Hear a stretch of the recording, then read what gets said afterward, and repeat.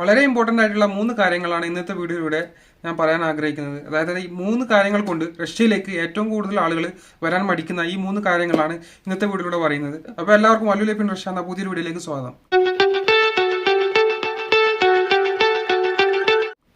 Hi everyone, my name is Ijaz. അതായത് നിങ്ങൾക്കറിയാം, റഷ്യയിലേക്ക് ഏറ്റവും കൂടുതൽ ആളുകൾ ഇപ്പോൾ വരാൻ വേണ്ടിയിട്ട് മടിക്കുന്ന 3 കാരണങ്ങളാണ് നമ്മളിന്ന് നോക്കാൻ പോകുന്നത്. ഒന്നാമത്തെ കാരണം എന്ന് പറഞ്ഞു കഴിഞ്ഞാൽ വിസ കറക്റ്റായിട്ട് ചെക്ക് ചെയ്യാൻ അറിയാത്ത ഒരു സാഹചര്യം ഉണ്ടാകാറുണ്ട്. കാരണം വെച്ചാൽ ഇത് ഏത് വിസ കിട്ടിക്കഴിഞ്ഞാൽ ഇത് ഏത് വിസയാ എന്ന് മനസ്സിലാക്കാൻ പറ്റാതെ ആളുകൾ റഷ്യയിലേക്ക് കയറി വരാറുണ്ട്. അപ്പം കാരണം വെച്ചാൽ വർക്ക് വിസ എന്നിട്ട് കിട്ടുന്ന വിസ ചിലപ്പം ബിസിനസ് വിസ ആയിരിക്കും, ചിലപ്പം സ്റ്റുഡൻറ് വിസ ആയിരിക്കും, അങ്ങനെയുള്ള വിസ ആയിരിക്കും, ഈ ലാംഗ്വേജ് കോഴ്സൊക്കെ പറഞ്ഞ പോലെ അങ്ങനെയുള്ള വിസ ആയിരിക്കും. അപ്പോൾ അവർക്കത് ചെക്ക് ചെയ്യാൻ പറ്റുന്നില്ല.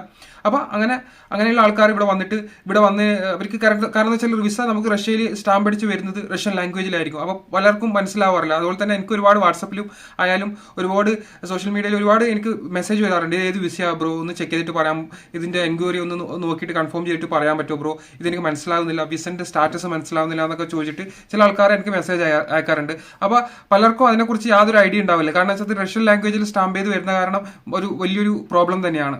അപ്പോൾ അങ്ങനെ പല ആൾക്കാരും റഷ്യയിലേക്ക് അറിയാതെ വന്ന് പെട്ടുപോയിട്ടുണ്ട്. അതായത് വർക്ക് വിസ എന്നിട്ട് കിട്ടുന്നത് ഇങ്ങനെ ബിസിനസ് വിസ, അങ്ങനെ ഇപ്പോൾ അതിന്റെ പേര് ഒരുപാട് തട്ടിപ്പുകൾ നടക്കുന്നുണ്ട്, ഒരുപാട് ട്രാപ്പുകൾ നടക്കുന്നുണ്ട്.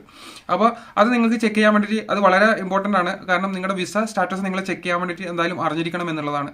രണ്ടാമത്തെ കാര്യം, റഷ്യയിൽ ഏറ്റവും വളരെ ഇമ്പോർട്ടൻ്റ് ആയിട്ടുള്ള ലാംഗ്വേജ് ബാരിയർ എന്ന് പറഞ്ഞു കഴിഞ്ഞാൽ പല ആളുകളും ചോദിക്കുന്നുണ്ട്, നാട്ടിൽ നമുക്ക് ലാംഗ്വേജ് പഠിച്ചിട്ട് റഷ്യയിൽ വന്നിട്ട് ജോലി ചെയ്യാൻ പറ്റുമോ ബ്രോ എന്നൊക്കെ ചോദിക്കാറുണ്ട്. അതായത് റഷ്യയിൽ എങ്ങനെയാണ് നമുക്ക് സ്റ്റാർട്ടിങ്ങിൽ ബേസിക് ആയിട്ട് എങ്ങനെ ഒരു ജോലി കിട്ടണമെങ്കിൽ ലാംഗ്വേജ് വലിയൊരു പ്രോബ്ലം അല്ല ബ്രോ, അപ്പം നമുക്ക് എങ്ങനെയാണ് ലാംഗ്വേജ് പഠിച്ച് റഷ്യയിലേക്ക് വരാൻ പറ്റും?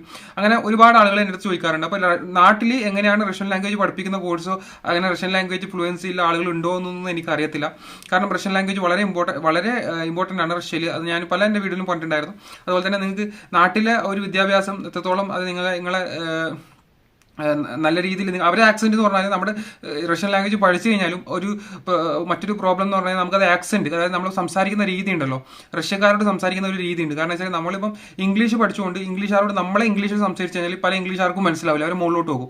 കാരണം നമ്മൾ കറക്റ്റായിരിക്കും പറയുന്നത്, പക്ഷെ അവർക്ക് അത് പെട്ടെന്ന് അത് ഗ്രഹിച്ചെടുക്കാൻ പറ്റത്തില്ല. അവർക്ക് ആ ഒരു നമ്മുടെ ഒരു ലാംഗ്വേജിന്റെ ആ ഒരു ആക്സെന്റ് ഡിഫറൻ്റ് ആണ്. അതുപോലെ തന്നെ നമുക്ക് റഷ്യയിൽ ലാംഗ്വേജ് പഠിക്കുമ്പോഴും അതിൻ്റെതായിട്ടുള്ള ഒരു ആക്സെന്റ് ഉണ്ട്. ആ ആക്സെന്റോട് കൂടി സംസാരിച്ച് കഴിഞ്ഞാൽ മാത്രമേ കൂടുതൽ നമുക്ക് അവർക്ക് പെട്ടെന്ന് നമ്മൾ പറയുന്ന കാര്യങ്ങളൊക്കെ മനസ്സിലാക്കി എടുക്കാൻ വേണ്ടിയിട്ട് പറ്റത്തുള്ളൂ. അതുപോലെ തന്നെ റഷ്യൻ ലാംഗ്വേജ് പഠിക്കുന്നുണ്ടെങ്കിൽ നല്ല വിദ്യാഭ്യാസമുള്ള ഇതിനെക്കുറിച്ച് കൂടുതൽ നോളജ് ഉള്ള ഒരാളിൽ നിന്ന് പഠിക്കുന്നതായിരിക്കും ഏറ്റവും ബെറ്റർ. അതുപോലെ തന്നെ കമ്മ്യൂണിക്കേഷൻ സ്കില്ല് എന്ന് പറഞ്ഞാൽ വളരെ ഇമ്പോർട്ടൻ്റ് ആണ് റഷ്യൻ ലാംഗ്വേജിൽ. നമുക്ക് കമ്മ്യൂണിക്കേഷൻ ഇല്ലാതെ ഒരിക്കലും റഷ്യൻ ലാംഗ്വേജ് നമുക്ക് ഇംഗ്ലീഷൊക്കെ പറയുന്ന പോലെ പറയാൻ പറ്റത്തില്ല.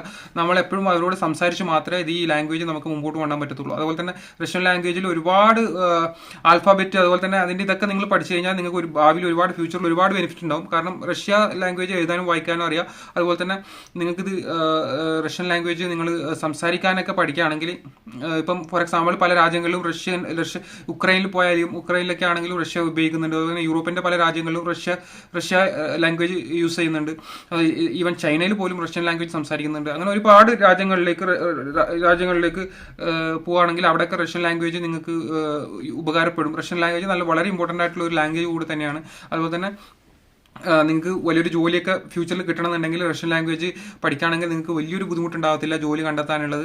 കാരണം റഷ്യ എന്ന രാജ്യത്ത് ലാംഗ്വേജിന് വളരെ ഇമ്പോർട്ടൻ്റ് ആണ് ഇവർ കൽപ്പിക്കുന്നത്. അതുകൊണ്ട് ഈ ലാംഗ്വേജ് എന്ന കാര്യം നിങ്ങൾ വളരെ ഇമ്പോർട്ടൻ്റ് ആയിട്ട് നിങ്ങൾ നോക്കുക. കാരണം അത് പഠിച്ചു വന്നു കഴിഞ്ഞാൽ മാത്രമേ നിങ്ങൾക്ക് ഒരു സ്ഥാപനത്തിലേക്ക് ഒരു എന്താ പറയുക, ഒരു ഒക്കുപേഷൻ, ഒരു ജോലിക്കായി അന്വേഷിച്ച് പോവുകയാണെങ്കിൽ അവിടെ നിങ്ങൾക്ക് ജോലി തരാൻ വേണ്ടിയിട്ട് അവർക്കൊരു എന്താ പറയുക, ഒരു മോട്ടിവേഷൻ ഉണ്ടാകത്തുള്ളൂ. കാരണം നിങ്ങൾക്ക് ലാംഗ്വേജ് അറിയില്ലെങ്കിൽ അവർക്ക് നിങ്ങളെ കൊണ്ട് അവർക്കൊരു തലവേദന, ഹെഡേക്ക് എന്നുള്ള രീതിയിലേക്ക് മാറും. കാരണം നമുക്ക് ലാംഗ്വേജ് വളരെ ഇമ്പോർട്ടൻ്റ്. കാരണം നമ്മുടെ നാട്ടിലെ ലാംഗ്വേജ് കൊണ്ടൊന്നും ഒരു കാര്യമില്ല. നമ്മുടെ നാട്ടിലെ ഇംഗ്ലീഷ് ഒന്നും കൊണ്ട് ഇവിടെ ഒരു കാര്യമൊന്നും നടക്കത്തില്ല. ഇംഗ്ലീഷിന് വലിയ ഇമ്പോർട്ടൻസ് ഒന്നും ഇവിടെ കൊടുക്കുന്നില്ല. അതുപോലെ തന്നെ മലയാളം ലാംഗ്വേജ്, നമ്മുടെ നാട്ടിലൊക്കെ ഹിന്ദി, അറബ് അങ്ങനത്തെ ലാംഗ്വേജ് കൊണ്ടൊന്നും നമുക്ക് ഇവിടെ കാര്യമില്ല. അതൊക്കെ നമ്മുടെ നാട്ടിലാണ്. ഇവിടെ എല്ലാം ഒന്നേ തുടങ്ങേണ്ടി വരും. അതുകൊണ്ട് നിങ്ങൾ ലാംഗ്വേജ് നല്ല ഇമ്പോർട്ടൻ്റ് ആയിട്ട് റഷ്യയിലേക്ക് വരുന്നതിന് മുമ്പിലായിട്ട് പഠിച്ചെടുക്കാൻ നോക്കുക. അപ്പോൾ അതുപോലെ തന്നെ നിങ്ങൾക്ക് നല്ലൊരു സാലറി ഏൺ ചെയ്യാൻ പറ്റും. ഇങ്ങനെ ഒരുപാട് ബെനിഫിറ്റ് നമുക്ക് ഈ ലാംഗ്വേജ് പഠിക്കുന്നത് കൊണ്ട് നമുക്ക് ഉണ്ട്.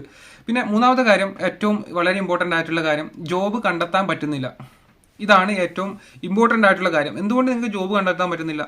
അതെന്താ നിങ്ങൾ നോക്കിയിട്ടുണ്ടോ? കാരണം ജോബ് കണ്ടെത്താൻ പറ്റാത്തത് കാരണം എന്താണ്? മെയിനായിട്ട് ജോബ് കണ്ടെത്താൻ പറ്റും, കാരണം ഈ ഇന്ത്യക്കാർ നോർത്ത് ഇന്ത്യൻസ് ഒക്കെ ഇവിടെ ജോലി ചെയ്യുന്നുണ്ട്. അതുപോലെ തന്നെ അവർ സ്വന്തമായിട്ട് ഇവിടെ ഒരുപാട് വർഷങ്ങൾക്ക് മുമ്പ് അവരുടെ ജനറേഷനൊക്കെ ഇവിടെ വന്ന് അങ്ങനെ അവർ സെറ്റിലായിട്ട് അങ്ങനെയൊക്കെ ജോലി ചെയ്യുന്ന ആൾക്കാരുണ്ട് ഇവിടെ റഷ്യയിൽ. അതുപോലെ തന്നെ അവിടെ സാധനങ്ങളൊക്കെ സെല്ല് ചെയ്യുക, ഇന്ത്യയിൽ നിന്നുള്ള സാധനങ്ങൾ കൊണ്ടുവന്നിട്ട് റഷ്യയിൽ സെല്ല് ചെയ്യുക, അങ്ങനെയുള്ള ഒരുപാട് ഒക്കുപേഷനിൽ ഇന്ത്യൻസ്. ഇപ്പം നമ്മൾ മോസ്കോയിലൊക്കെ പോകുകയാണെങ്കിൽ അവിടെ മെട്രോയിൽ ഷവസ്താപോൾ എന്നൊക്കെ പറഞ്ഞിട്ടുള്ള മെട്രോയിലൊക്കെ പോകുകയാണെങ്കിൽ അവിടെ ഒരുപാട് 2-3 ബിൽഡിങ്സ് തന്നെ ഉണ്ട് ഇവിടെ ഇന്ത്യൻസിൻ്റെ. അവിടെ ഇന്ത്യൻ്റെ ഒരുപാട് സാധനങ്ങൾ അവിടെ സെല്ല് ചെയ്യും. അത് നല്ലൊരു ബിസിനസ്സാണ് അവർക്ക്.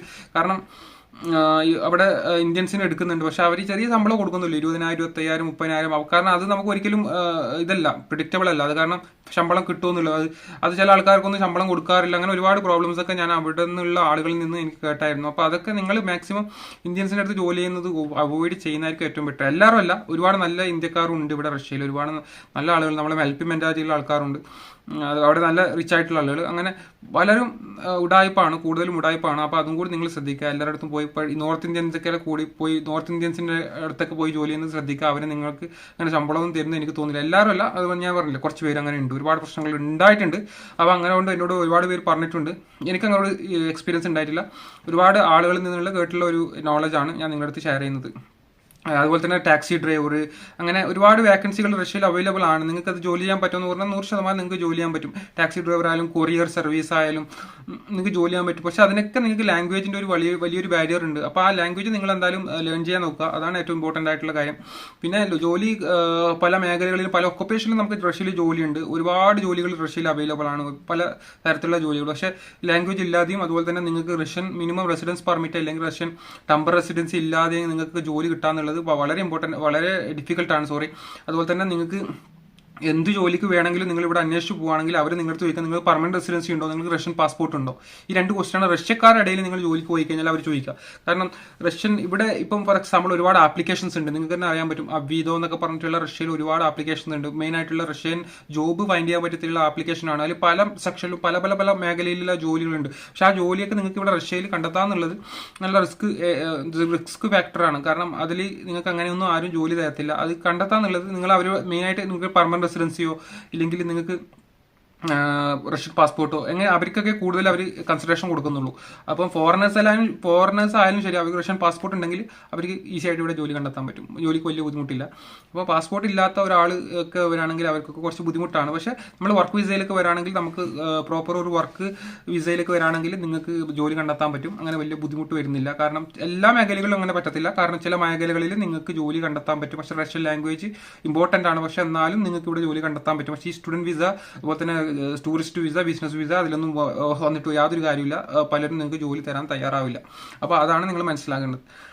അപ്പോൾ ഇത്രയും കുറച്ച് കാര്യങ്ങൾ നിങ്ങളായിട്ട് പറയണമെന്ന് വെച്ചു. എന്നിരുന്നാലും വീഡിയോ ഇഷ്ടപ്പെടാമെങ്കിൽ ലൈക്ക് ചെയ്യുക, ഷെയർ ചെയ്യുക, സബ്സ്ക്രൈബ് ചെയ്യുക. പുതിയൊരു വീഡിയോ ആയിട്ട് വീണ്ടും കാണാം. എല്ലാവർക്കും ഗുഡ് ബൈ.